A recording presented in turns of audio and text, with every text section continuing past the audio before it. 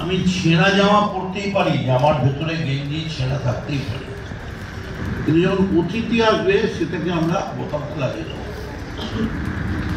তাই জন্য এই ঘরে যে জামা পরে সেটা বাইরে পরে।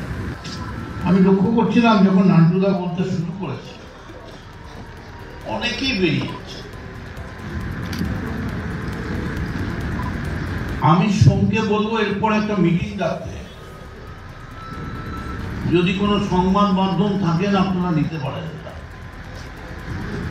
যে একদিন মিটিং ডাকবো, কারা কারা মিটিং এ আসবেন না তার প্রতিযোগিতা করার জন্য আমরা ডাকবো মিটিং। আপনারা আসবেন, শুধু একটা কথা কান খুলে শুনে রেখে দিন। আমি সব লক্ষ্য করেছি, ওপর থেকে কারা নেমেছে, কামারহাটি কারা বেরিয়েছে, বেলঘড়িয়া কারা বেরিয়েছে, আলিয়াদহ কোথা থেকে কম এসছে।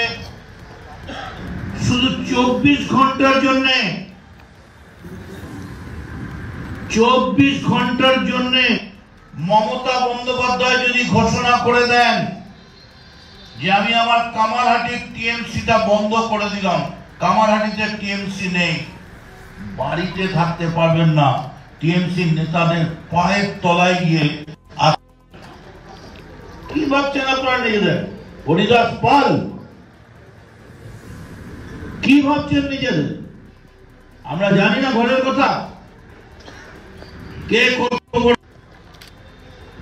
আমি দায়িত্ব নিয়ে বলতে পারি, এখানে আমি জানি না অন্য কোথায় কে কি বলবে। এখানে যারা আছেন তার অন্তত 40% তৃণমূলের দেওয়া চাকরি পেয়েছে, এর মধ্যে 40%। আমি আপনাদের বলছি শুনুন, আমার নামে কমপ্লেন হতে পারে, আমি কর্মীদের সঙ্গে খারাপ ব্যবহার করছি, আমি বলবো অবিলম্বে এমএলএ অফিস থেকে প্রত্যেকটা ওয়ার্ড থেকে 3 দিন অন্তর রিপোর্ট নিন, কজন করে কর্মী মিটিং এ আসছেন।